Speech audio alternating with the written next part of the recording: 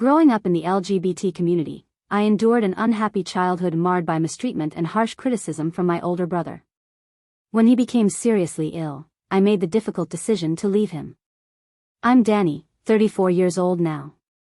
My deep-seated anxiety stems mainly from two sources, my parents and my 38-year-old older brother, Alex.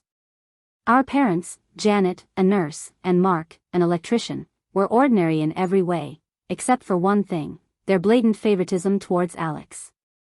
This favoritism colored the canvas of our childhood. It painted Alex's part with brighter, more vibrant colors while leaving mine dim and faded. Growing up in the modest town of Elmswood, where everyone knew everyone else's business, our small, tight-knit community often magnified the differences between Alex and me. Whether at school events, neighborhood gatherings, or even at the grocery store, I was always in Alex's shadow, a less illustrious younger sibling. From the earliest days I can recall, Alex was the golden child. Birthdays, which should have been joyous celebrations of life, became the first battlegrounds of favoritism. On my 10th birthday, a chilly but cheerful October day, I was excited about the party we were having at home. However, it was hijacked by Alex because our parents let him choose the theme. Knowing full well that I loved dinosaurs, he chose superheroes. He grinned as he paraded around in a Superman cape while I sulked in a corner in my T-Rex costume. I suddenly felt out of place and childish. Christmas was no different. Every year, Alex would be the first to rummage under the tree. His hands would rip through the wrapping paper of presents that often turned out to be the latest gadgets or toys he wanted. In contrast, my gifts were often practical clothes, books, or, worse, items clearly meant for older children, which Alex would end up claiming anyway. The injustice of it all was like a stone in my shoe, constantly annoying. Our parents seemed blind to the imbalance, or perhaps they chose to be. They praised Alex's every achievement, no matter how small, and made excuses for his failures. In contrast, my accomplishments were met with a nod or a polite smile, and my failures were seen as evidence of laziness or lack of talent. This disparity extended beyond gifts. At dinner, Alex would talk about his day, his plans, and his friends, and our parents would hang on his every word. But when it was my turn to speak, their eyes would glaze over, as if they were waiting for a commercial break to end so the main program could resume.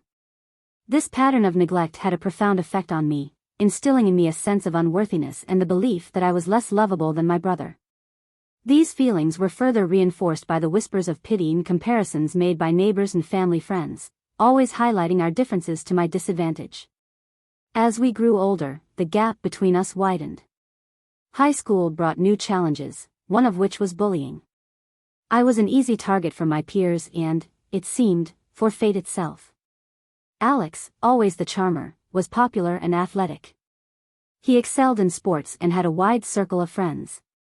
I, on the other hand, was bookish and often introverted, and was bullied for my quiet nature and the hand-me-down clothes I wore.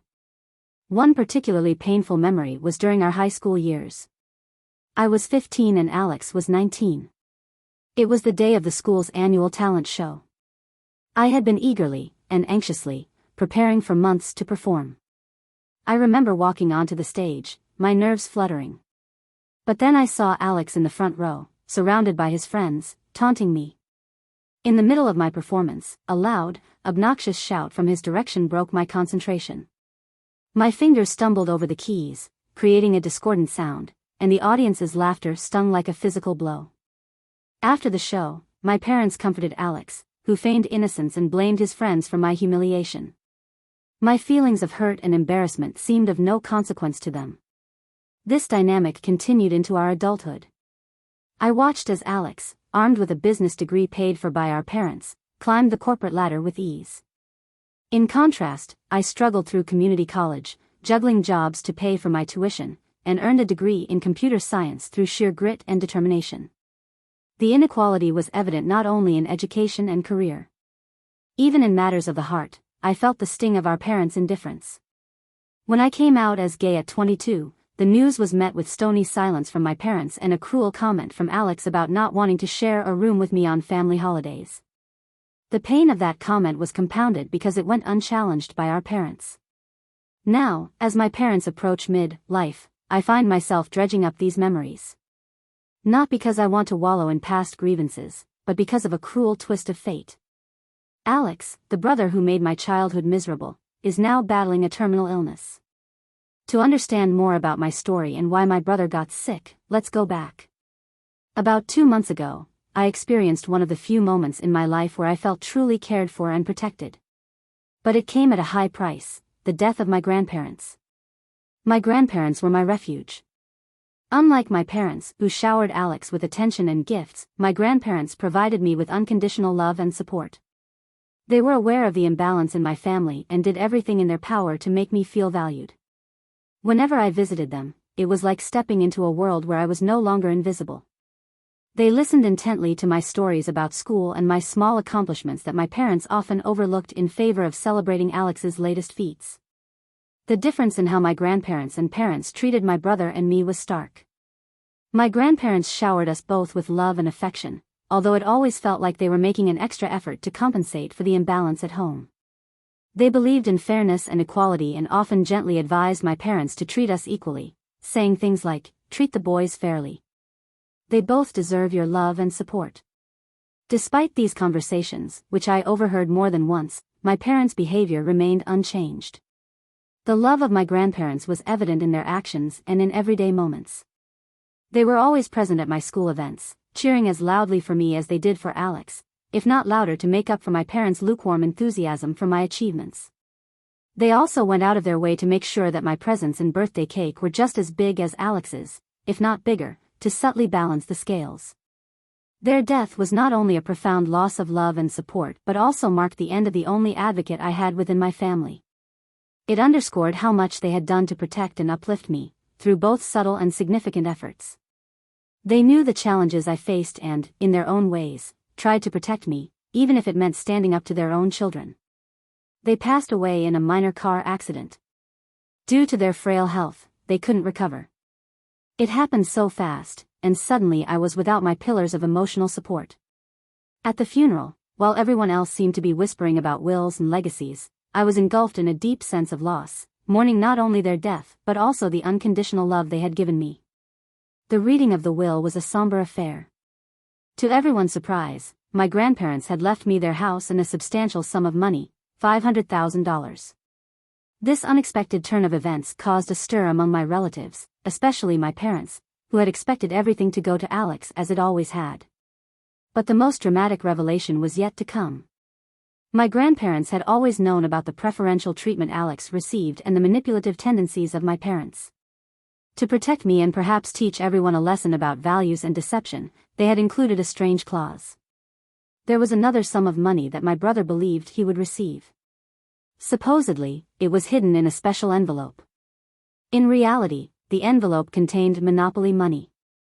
I remember my parents, who had always shown blatant favoritism towards Alex, practically beaming with vicarious satisfaction when they thought he was about to receive a large sum.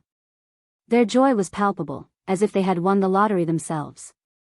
They whispered excitedly to each other, already planning how this money would help our family's finances. They secretly hoped that Alex would share some of his found wealth with them. But this joy was tainted for me, as I stood on the sidelines. I watched as my brother's face lit up with greedy anticipation as he tore open the envelope. His voice dripped with condescension and unearned triumph as he said, "Finally, something to show for all my patience with this family." His eyes didn't meet mine, as if I were beneath him. It wasn't enough that he had received what should have been my share, he had to twist the knife, too. He sneered, "That means I can finally get away from all of this, especially you," and his eyes swept over me dismissively. The sting of his words was sharp, made worse by my ignorance at the time that the money was counterfeit. I had believed he had received a real fortune, a fortune that could have changed my life, which had been far from privileged compared to his. The dreams I had nurtured in secret, and the hope of having a life where I was simply seen and valued, seemed to crumble before my eyes. I felt a deep, sinking regret, not only for the loss of what I thought was my last chance at a better life but also for the ever-widening gap between us. My brother had taken every opportunity to belittle and insult me since I had come out as non-binary. His words about my identity were perhaps the sharpest I had heard. He'd say things like, "Don't expect me to waste any of this. Clean up your mess, scornfully using the wrong pronouns. Imagine being so desperate to be different. You end up like this. His mockery was a clear indication of the contempt he felt. To everyone's surprise, especially our parents, my brother did not linger to celebrate his windfall. The very next day, he wrapped up his affairs and moved in with his girlfriend. Unbeknownst to him, she was more interested in his supposed financial status than in him as a person. Our parents were stunned by his sudden departure. Years of prioritizing him and bending the family dynamics in his favor had culminated not in a grateful return but in abandonment. Their faces, which had been flushed with excitement at the thought of his new wealth, now reflected bitter realization. They felt the sting of their golden child flying the nest with no intention of looking back. But the truth was revealed dramatically days later. I received a phone call from my brother, the first in a series of frantic, increasingly humiliating calls. The money was counterfeit. The monopoly money had been precisely placed in a real bank envelope. I listened in shock as he choked up on the phone, telling me that his girlfriend, driven by materialistic desires, had unceremoniously kicked him out upon discovering the deception. My brother was now homeless and humiliated, suddenly deprived of both the financial windfall he had expected and the companion he had chosen over his family. Instead of softening my heart, this situation crystallized the resentment that had been simmering in me for years. When he showed up at my door, his face a mixture of anger and despair, I felt a cold determination wash over me. This was the brother who had tormented me throughout my childhood, who had stood by and watched or even instigated others to bully me. He was the brother who had never stood up for me, not when I was bullied for being different, and not when I was struggling to find my place in the world. When my brother showed up on my doorstep, it wasn't just a knock of desperation. It was the culmination of a series of events that had unfolded since he'd been duped by the monopoly money our grandparents had cleverly disguised as his inheritance. According to what he told me, he had first gone to our parents' house in search of shelter and possibly some financial support. But the reception he received there was far from what he had expected. Our parents had always preferred him to me, showering him with attention and gifts throughout our childhood. But when he showed up on their doorstep in his hour of need, they turned him away. They believed he had squandered the money, or what he thought was money, on lavish spending or perhaps on his girlfriend, who was known for her interest in material wealth. Our parents accused him of lying, thinking that he was just making up stories to get more financial support from them. You could hear the disappointment in their voices. They felt betrayed that he had not only moved out so abruptly after receiving his inheritance but had also neglected them since moving in with his girlfriend. He had chosen his new life over his family, only to return when he was in trouble. I had been staying at our grandparents' house. I took care of the place and lived away from the drama that often surrounded my parents and my brother. The house was a refuge, a place where I could escape the childhood memories of neglect and favoritism that still haunted me. When my brother recounted his ordeal, a part of me felt a pang of sympathy. He was the favored child who had never considered the impact of his actions or words on others, especially me. Now, he was reduced to seeking help from the sibling he had often mocked and belittled. His fall from grace was steep, and his current predicament was a harsh lesson in humility. However, the years of being second best, enduring his cruel taunts and our parents' obvious favoritism, had hardened my heart. Significantly, he spoke of our parents with a tone of surprise and hurt, as if it were unthinkable that they would ever turn their backs on him. It was ironic, considering how often they had done the same to me, both as a child and as an adult. His words were filled with regret and a sense of urgency, but they lacked any real remorse for the way he had treated me over the years. He seemed more upset about his loss of comfort and status than about the possibility of repairing our broken relationship. As he stood there, looking more vulnerable than I had ever seen him, I was faced with a choice. Remembering the years of neglect, the birthdays and Christmases where I watched him open presents that should have been mine, the harsh words and dismissive attitudes, I wondered if I was able to forgive not only him but also our parents who had instilled such a disparity between us. I listened silently, my mind racing with memories and emotions. My reaction was shaped not only by the pain of the past but also by the realization of what I had to do to move forward. I had built a life for myself at our grandparents' home, a life away from the constant reminders of my secondary place in our family. Years had passed since I closed the door on my brother, and in that time, the details of his life had faded into a distant haze. I didn't know where he lived, nor had I kept up with his goings-on. That was until today, when a sudden text message broke the silence between us. It tore open old wounds with news of his illness. He had been battling a brain tumor and was in and out of the hospital. He couldn't afford the treatment. The message was short, almost clinical, but it struck a deep chord within me. It was not just a request for financial help, it was a plea for family support, the kind he had denied me throughout our childhood and well into our adult lives. His harsh words and cruel actions surfaced in my mind with unwelcome clarity. He was the favored son, the golden child who received the latest gadgets and unwavering affection from our parents while I lingered in the shadows. Now, as he lay in a hospital bed, vulnerable and reaching out, the same feelings of conflict once again wrestled within me. Could I once again deny him help when he was possibly facing the end of his life? Was my resentment so deep that I could look away from a dying man, my own brother? Regardless of our tortured past, as I considered his request, the scenes of our childhood played in my mind like a melancholy movie. There were moments when he could have stood up for me, moments when he could have shared, moments when he could have simply been the brother I needed him to be, but those moments never came. Instead, there were insults, dismissals, and most of all, the clear message that I was less than him, unworthy of the same love and attention he so freely received. His words from our last encounter echoed in my memory. Where were you when I lost my job? Where were you when I got married? Each question was a stark reminder of his absence, his determination to exclude me, to ridicule me for who I was. And now he needed me, now that everyone else had turned away, when his charm and money had run out. I felt the weight of his request, feeling the old wounds bleeding anew. Was I a bad person for hesitating? Was I a bad person for considering turning him away as he had done to me? Perhaps, but forgiveness is a complex dance, one that requires more than desperation to lead it. As I wrestled with my conscience, I realized that my decision would not only determine his fate but would also shape the narrative of who I wanted to be in the face of such a profound betrayal. My message to him was simply devoid of the bitterness that colored our last encounter. I hope you find the help you need, I wrote. It was neither a commitment nor a refusal but a boundary firmly set. I could not erase the past nor rewrite the pain that had been inflicted, but I could choose how to move forward, not with malice or resentment but with the quiet dignity of a person who had learned to value herself in the absence of familiar love. As I sent the message, a sense of relief washed over me. I had not responded out of spite but from a place of strength. Whether he would interpret it as an act of compassion or indifference, I had offered what I could, a gesture of peace to ease my conscience and perhaps mend a bridge that had long been broken.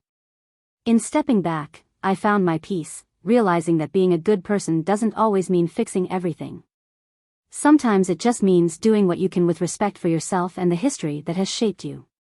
The one thing that happened that I could have predicted was my parents' reaction when they found out that I refused to help my brother. Their first approach was through a series of phone calls. I recognized the familiar numbers flashing on the screen of my phone, and I knew immediately that answering them would only lead to a rehashing of old grievances and criticisms. So I chose silence and let the calls go unanswered. But silence was not a strong enough defense, it merely postponed the confrontation.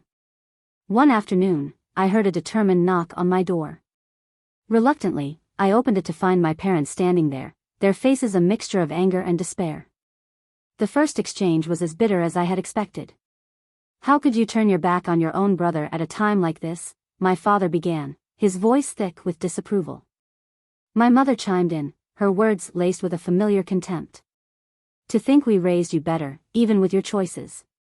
The slight pause before choices, and the emphasis after made it clear that she was referring to my sexuality, a subject she had never fully accepted. As the minutes dragged on, her anger seemed to dissolve somewhat into a pleading desperation. "Please, your brother, he needs your help," my mother pleaded. I felt tears well up in my eyes, not only for my brother, as I suspected, but for the image of a united family she held dear. I stood firm, but not without inner turmoil. I began to speak, my voice steadier than I felt. "I understand he's in a tough spot, but why am I always the one expected to make sacrifices? Where was this family unity when I needed support, when I was bullied, ignored, marginalized?" There was no satisfactory answer to these questions, and we all knew it. The room filled with a tense silence, a tacit acknowledgement of the many times they had failed to stand with me. Then the conversation turned to the house and inheritance my grandparents had left me. They were the only real support I had ever had. My parents knew about the house and the money, which my grandparents had left as a security and a gesture of love, acknowledging the imbalance I had endured all my life. It was a large sum, and the house was valuable, and they said it could easily cover his medical expenses. My father suggested this, looking at me as if it were the most obvious solution. I sighed, feeling the weight of the decision. This house is more than just property to me. It's a memorial to the only people who have ever made me feel valued and loved. This isn't just about money, it's about preserving the one good thing I inherited from a past of inequality, I explained, hoping they would understand the depth of what they were asking me to give up. The plea turned into more whining and bargaining, but I saw through their desperation to the same old patterns. My parents wanted a solution that would relieve their guilt and discomfort without true consideration for what it would cost me emotionally and financially. I am at a crossroads where a part of me truly wants to rise above the hurts of the past and help my brother who, despite everything, is in real need. Yet another part of me resists, fueled by years of being ignored and undervalued. This house that symbolizes my sanctuary is so much more than a financial asset. It represents my grandparents' recognition of my worth and their desire to protect me even in death. So here I am, asking for your opinion. Torn between the desire to be better than what I endured and the need to protect the legacy that is truly mine. What should I do?